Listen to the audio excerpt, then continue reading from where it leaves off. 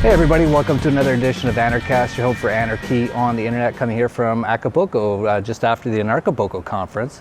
Had so many amazing people come down for the conference. I didn't even know this guy was here. I'm a big fan of his website, thefreethoughtproject.com, Jason Bassler. And I've been following his site for a long time. I love it. If you don't know about it, check it out, put it on your RSS reader, or whatever, however you use websites. That's how I like to get my information. And I find myself on your site a few times a day, pretty much. You have so many great stuff on there. A lot of stuff really covering a lot of the police state sort of thing, really exposing what the cops are doing and things like that. So really glad to meet you, and I'm glad you came down. But Jason, before we get started, I got to ask you, how did you become an anarchist? Been waiting a while to answer this question, Jeff. I've been a big fan, supporter of Anarchast and Dollar Vigilante for a long time now. So it's awesome to have this opportunity with you. I also just wanted to say great job with Anarchapulco 2016. It was awesome. I think it's probably the best Liberty event I've been to, honestly, like hands down, and I'll definitely be here next year. Thank you. Yeah, absolutely. And I also just wanted to say really quick that I really think that you bring a sense of cool and style to anarchy, and I think it needs a little bit more of that. So I appreciate you embodying that for anarchy. But yeah, my waking up process, I guess, started back in around 2011, around the Occupy movement. I was definitely inspired by that. I saw police brutality. I saw people's First Amendment rights being trampled. And I feel like that's kind of what instigated my waking up process and eventually becoming an anarchist. That saying, in the age of information, ignorance is a choice, kind of resonated with me subconsciously. I didn't realize it, but with one small act, I kind of changed my whole paradigm. And that small act was literally just buying an iPad and having that access to information, which it was kind of a different way for me. I guess I had more of an opportunity to use iPad in different places, whether I was laying down in bed or on a bus or whatever it may be. So when that happened, I started becoming more in tune with the Occupy movement, seeing what was going on there, and that opened up a door to a whole bunch of different avenues to me. That's when I found out about Luke Radowski, Adam Kokesh, quite a few other people. All were here at Anarchapulco, which is cool. Yeah, exactly, absolutely. And so around 2012, after the presidential sham with Ron Paul getting pretty much the shaft, I was doing a lot of research and self-education. And I kind of came to this point of realization that between the philosophy and the intellectual side of things and the moral consistency, that voluntarism was the most consistent ideology that I could embrace. That with the pragmatic side of seeing Ron Paul getting burned, getting such low speaking time in the debates, and just more or less seeing that the whole entire system was a scam. They give this false choice of illusion of choice, and it just didn't sit right with me. I feel like some of us who maybe could sense that, even though they didn't necessarily have all the understandings of the political world or whatever, So yeah, that's more or less how I became an anarchist. It wasn't specifically one event, it was more of just an evolution towards the ideology. So. Yeah, that's great. Ron Paul, in many ways, woke a lot of people up to anarchy or voluntarism. Even though I think it was a little bit by accident in some respects, although not necessarily. It's still fairly disputed what his real intentions were. Sure. I think his real intentions were to get people to wake up to the cause of liberty at the very least. Absolutely. And maybe not as far as anarchy, but deep libertarianism. And so many people like yourself got really excited because he was actually saying something that resonated. It sounded like something true, and you never hear that from politicians ever. Sure. And it's shocking to people. It's like, whoa, this guy sounds like what he's saying is like the truth. And he's not scared to tell people the truth. And so a lot of people got behind him, and then after you saw the shenanigans that go on in politics, a lot of people got really turned off politics after that, and they ended up becoming essentially anarchists, a lot of people. And even the people who didn't get turned off by it, a lot of them still became anarchists, because once you start to look into liberty and start to understand the ideas or the ideology of freedom and liberty, you begin to realize that the government, it's not a necessary evil, it's an unnecessary evil. Sure. And so glad that you came along that realization. And now you're really doing something that I think is really important, and that's spreading a lot of this information. I think the big part of this is information. Absolutely. It's info war. Alex Jones has a perfect name for it. And the more that we can get our information out there to counter the propaganda and all the status information out there, the more we have a better chance of waking people up and changing the system and changing the world. So when did you start the Free Thought Project? The Free Thought Project was started in late 2013 by myself and a former veteran, Matt Anarchist. And before I say any more, I just want to make very clear that the Free Thought Project is a group of very dedicated, hardworking, liberty-minded activists who, it's a very collective effort. I know that's almost sometimes a taboo word, but we're all very much a part of this, and I take a portion of the responsibility for it. I am co-founder, co-owner, but at the same time, there's so many hard-working people within the project that it really takes all of us to make it happen.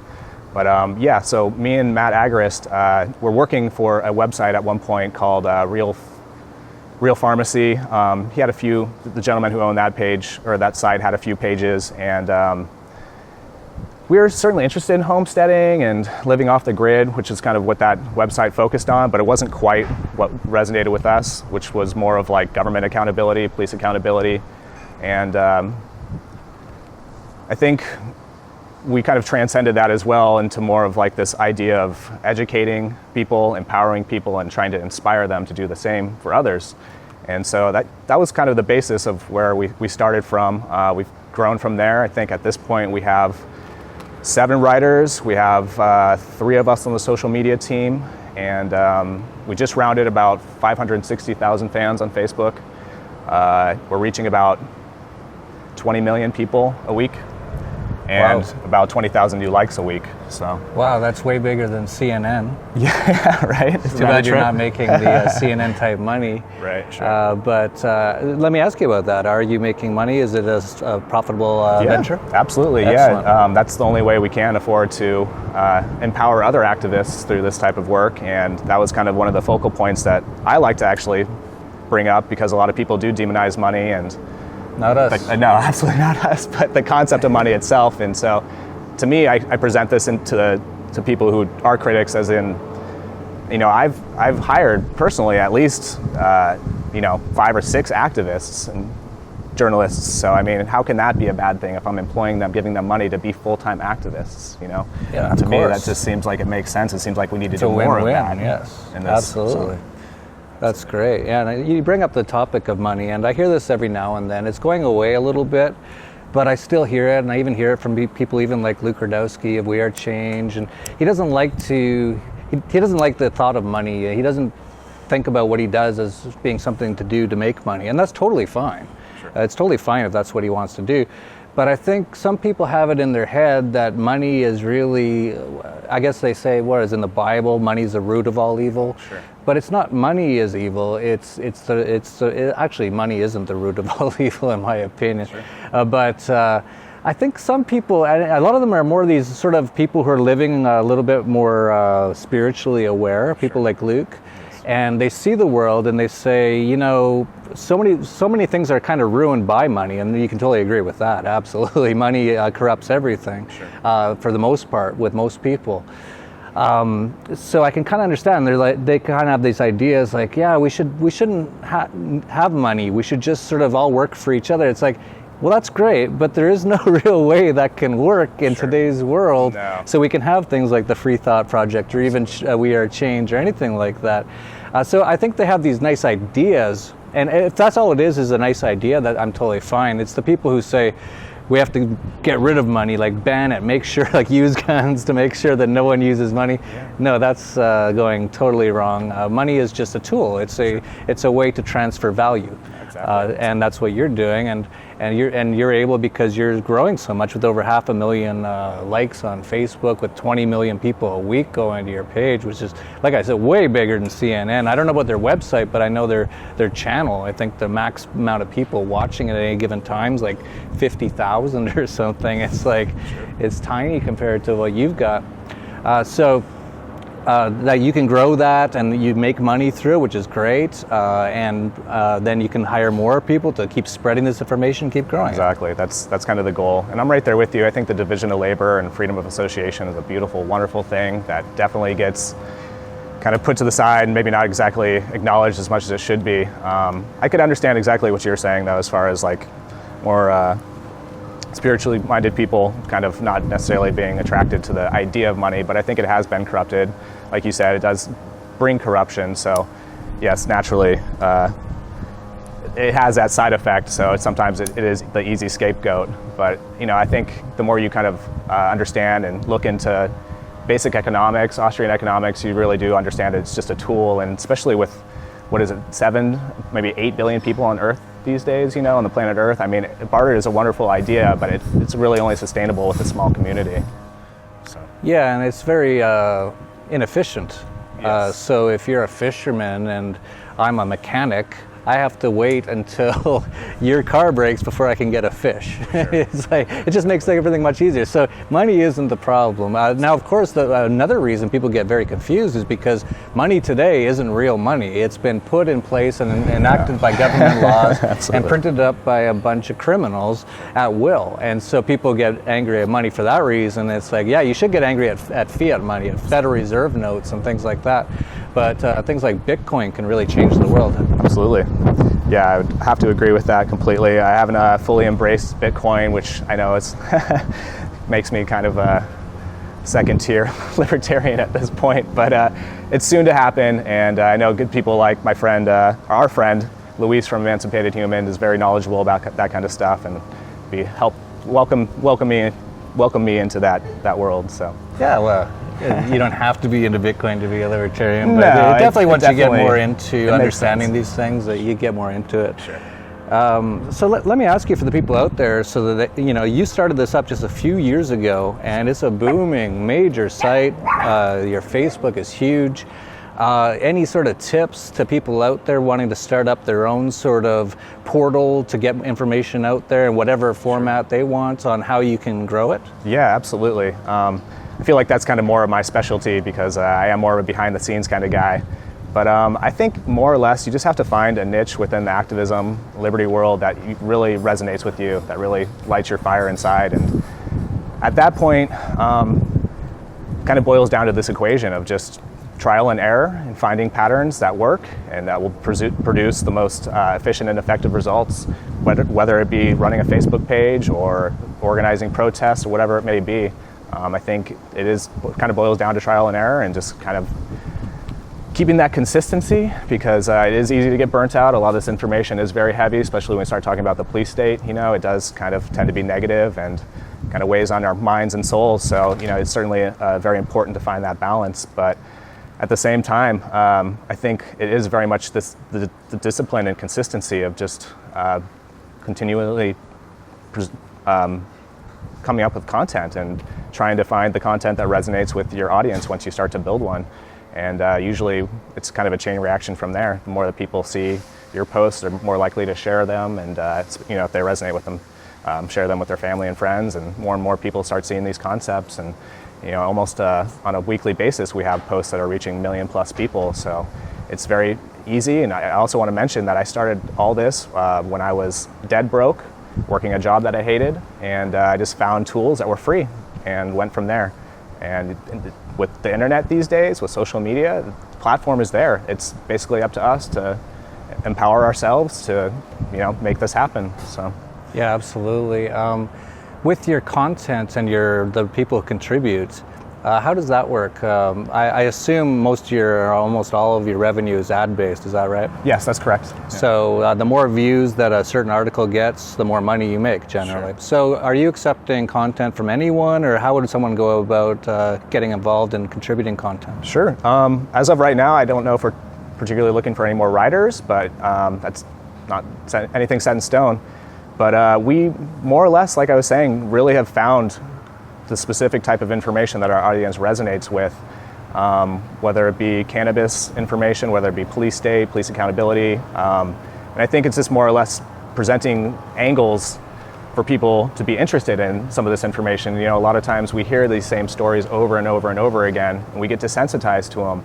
And it sucks because these are very important stories. People are being killed, unarmed people are being killed, but we see it day after day in the news and we become desensitized. And so I think it's, once again, up to us to take the initiative to try to present this information in ways that it resonates with people. And by doing that, it's only going to continue to spread. So. Yeah, absolutely. One of the questions I have, and a lot of people have this question about the police state, is has it really grown dramatically in the last 5 or 10 years, or is it that people are just more aware of it now? That's a good question. Yeah, there is that internal debate within the police accountability movement. People aren't sure if it's just because there's more technology to capture this type of stuff, but because before, Rodney King, it just happened to be a guy with, what was that, the 80s? He must have had a video camera that's probably this big with a big VHS or beta tape in it. And he just happened to have it handy right when Rodney King was getting assaulted by the cops. And just happened to somehow get it out, because even back then, how would you even get that out? It's just on a beta tape. What do? You call CNN? For the most part, the mainstream media is not going to want to show it, but apparently they did get somebody who did want to show it, and then it just went on fire. But now everyone's got a phone in their pocket with a camera in it, very good, like an HD 4K camera. Most people, which is unbelievable, the technology we have now. So yeah, is that the question, that there's just so many people with the ability to catch these criminal acts by the cops, or is it actually growing? In my opinion, it's both. What's your take? No, I'm really glad that you brought up Rodney King and that incident, because I feel like so much has changed since then, where almost the entire country, the United States, had resonated with that one police brutality act, and it was it caused riots in Los Angeles for quite a few days. And so nowadays, it's very rare that a police brutality act like that. I mean, Rodney King wasn't even killed. He was still alive. I mean, he was beaten very badly. Don't get me wrong, but so yeah, it's hard to tell. It's hard to really distinguish. But I feel like there has been a shift in continuity since 2001 and 9/11, and I think we do see it more now because they have brought out more of the militarization, and they have been way more heavy-handed with the protesters, anybody trying to express their First Amendment rights. So I mean, it's clear that there is an escalation. As far as I'm concerned, but if it was worse before, I mean, we have people on our police accountability page. We have another page called Police the Police with 500,000 fans, similar to like a cop block, but better as far as I'm concerned. And a lot of these people are old school. They'll mention in the comment section that this has been happening for years, and there's just nobody had the cameras and the means to actually capture it and expose it to the world like we do now with the powerful tool that we have, the internet. Yeah, no, it's really changing the game. It's amazing. Yeah. But at the same time, we are seeing, and it's now been years and years of every day on sites like yours, seeing like 20 just brutal police criminal acts of murder and rape and killing dogs, and we're still not seeing the system, in my opinion. I want to ask you about this. They're really not changing too much. Do you think they can keep that up much longer? Or do you see that sort of growing of people getting fed up with this? I do, absolutely I do. I was in Ferguson 2014, and even though it was a little bit different demographic, it just kind of goes to show that different types of people with different ideologies, maybe they are not even in tune with their specific ideologies, are starting to recognize that they are being oppressed.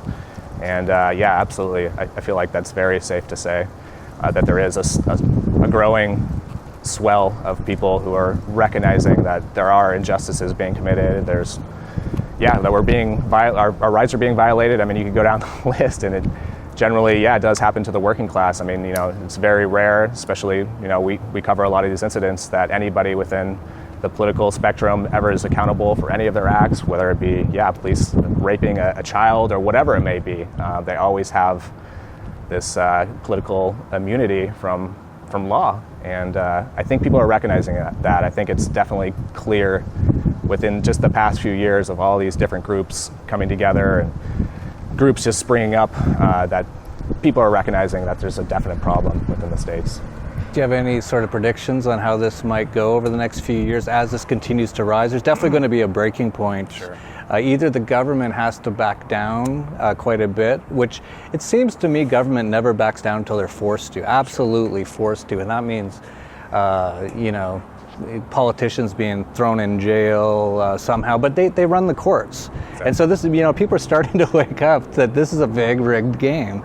Yes. But at some point, there's going to have to be a breaking point here, in my opinion. Do you have any sort of thoughts on how this could all work out? I'm right there with you. I feel like there is going to be a shift. Don't know exactly how it's going to play out. I haven't really envisioned it much in my own mind, just because we are so focused on just the intellectual evolution of consciousness and trying to wake people up to this stuff. But it's hard to say for me. I'm not one to try to predict the future. I just hope it is peaceful. I hope it is kind of just a withdrawal of consent with a lot of these ideas, the understanding that government is illegitimate.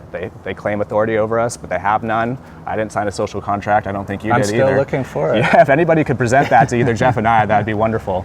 But it's hard to say. But I think, like I said, the key is just continuing to present the information that people understand that it's illegitimate and it is a farce, that we aren't the government. It's this super class of people who claim this right to rule us, and it's not legitimate whatsoever. But as far as a prediction, I'm not sure. I'm just praying and hopefully it's not violent and messy, although a lot of people claim that that's what we'll have to take to kind of get these psychopaths out of power. So yeah, I don't think it has to be, and I agree with you that it can be peacefully done by people just withdrawing their consent. That's the one thing that a lot of people just never fully realize, is that's how you get rid of government. You stop paying your taxes, you stop listening to the cops, they tell you to pull over, you just keep driving. Of course, you might be killed. But if enough people start doing this, they just start just more and more. A cop will, jaywalking or something, a cop says stop, you just keep walking. Of course, you're probably going to get beat up or whatever. A few people are going to have to take some hits to the mouth in this. But it doesn't have to be like we have to kill all the cops or kill all the government people. We just have to just say, no, you guys, who the fuck are you? Sure.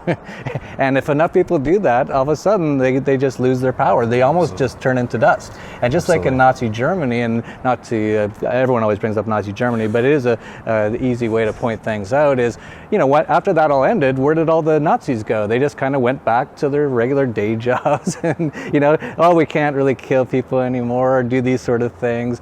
We don't have this sort of system set up to do it, so we're just going to have to go back. We want to kill people, but we can't anymore. And that's what, that's how it can happen quite easily. And I think that's why the information is so important. Sure. I just keep getting this info out. And that's one great thing about the Free Thought Project. And I was looking over your About Us on the page today. And a lot of it isn't just about providing the info, but also getting out the solutions as well. Because it's not just about, hey, this is happening, but hey, this is happening, and here's what you can do about it. I completely agree, absolutely. Well, you do because you wrote it. Well, that was actually Matt Agrist. Okay. He takes care of the writing aspects of things. But like I said earlier in this interview, I really feel like it comes down to just these three words. It's just self-educate yourself. And by doing that, we empower ourselves. And by doing that, a lot of times that's inspirational to the people around us. And kind of like what happened down at the beach the other day in Acapulco, I just decided to take the initiative to take a trash bag down there and start picking up trash. The next thing we know, there's people coming around, shaking my hand, thanking me, picking up trash with me, the locals, and I think that's what it takes. It's just that inspiration of people seeing that each individual who has reached this level of consciousness and understanding has empowered themselves. And I think all of us have something to bring to the table, whether you're an artist or a poet or a musician or a dollar vigilante, we all have something to bring to the table. And if we all bring that with a liberty-minded sense of understanding and trying to present these ideas under the banner of liberty. I think collectively, once again, I know taboo word, but collectively we will start to evolve. And some people don't necessarily like to read. Some people don't necessarily spend time watching YouTube videos. So, and some people do resonate more with music. So I appreciate the people who do take the initiative to kind of branch out in these different directions. And I think that was one awesome part of Anarchapulco this year, was that there were so many different minds, so many wonderful people. I can't express how many amazing people were at this conference. And it's a sense of unity and love there. Not to get all hippy-dippy, but it was very cohesive, and I've learned a lot just in this trip, and that's why I said I'll definitely be back next year. And we're doing it again next year, by the way. Acapulco 2017, we'll be announcing it soon. I suggest anybody who's watching this video to come out, because if you could connect with like minds and network, that's what's going to bring us together. Yeah, totally. And I did see you on Facebook posting that you picked up a couple of trash bags worth of trash on the beach. And I've been in this area now for over 10 years, actually, when I first came through here on my sailboat around 2005. And I remember still, I was at an internet cafe in 2005, and this man and his daughter walked up. I guess they're doing a school project or something. And they were asking tourists what should be done to improve Acapulco. And a big part of it, and their English was really bad, I could barely understand, but I didn't speak Spanish at the time, but a big part of it was they seemed to think that there was too much trash on the beach. This seemed to be a big issue. And they're asking me what I thought should be done about it. And back then, they didn't speak good English, I didn't speak good Spanish, but I was kind of confused at the question, because basically in my mind I was like, well, just pick it up. The beach isn't even that big. Sure. Two guys could pretty much clean the whole beach in a couple of days, do that a couple times a month. But it's funny, that's a big part about leadership, as you're saying. A lot of people, and I hear it all the time in Acapulco, this is actually a thing in Acapulco that one of the biggest concerns is there's quite a bit of garbage on the beach. And it's like, well, just pick it up. But no one thought of that, so for whatever reason. So when you go out there and you as a tourist are just picking up the trash, it sort of got people, wow, this is, of course, let's just all pick it up. It's not that hard. Sure.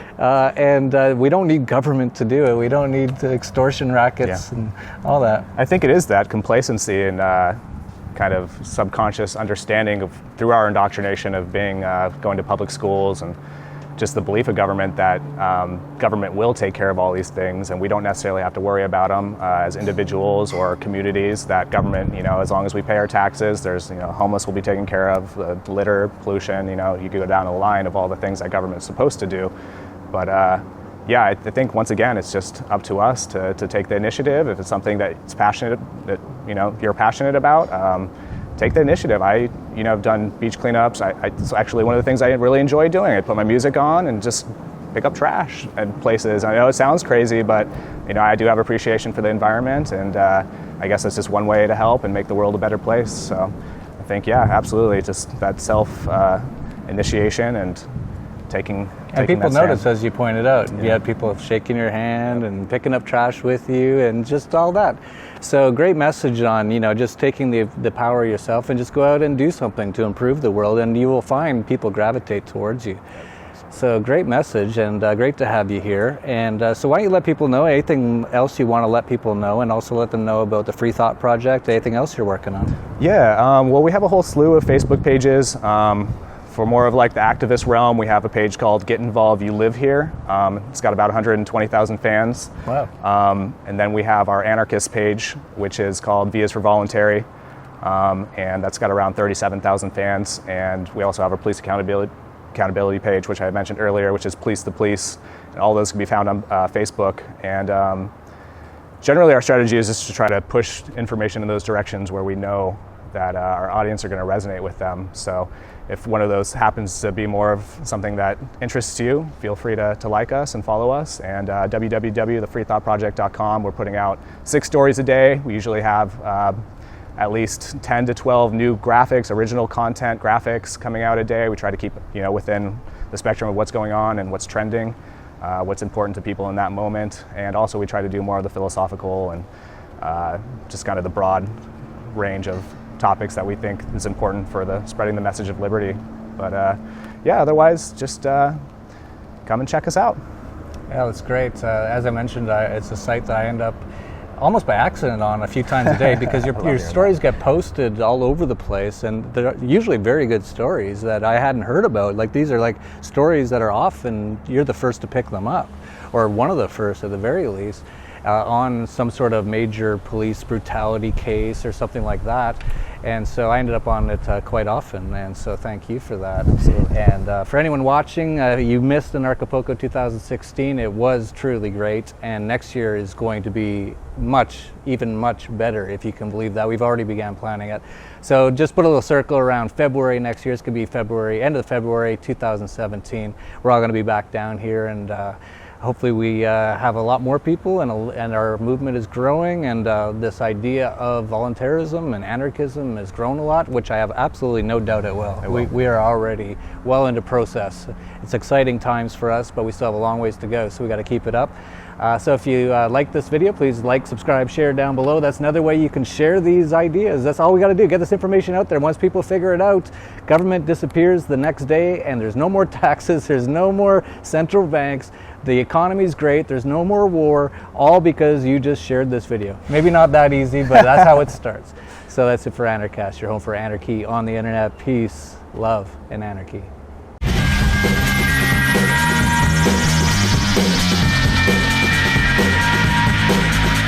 What is it that woke you up? What is it that converted you? What is it that gave you confidence in this alternative perspective? I shouldn't say alternative, but this new perspective that will soon be the mainstream. And take all of the best strengths from all of those books and combine them. And it shows how politicians use that fear and that emotional manipulation. But we sort of assume, hey, once you get that, it's not going to work on you anymore. I started reading Frederick Bastiat when I was probably like 13, 14 years old. And his disciples actually became anarcho-capitalists. We founded this country because we felt that we need another tax haven or tax heaven in Europe. Actually, they have no other means to stopping this than just putting police there, the Croatia side. From Acapulco, Mexico, this is Anarchast.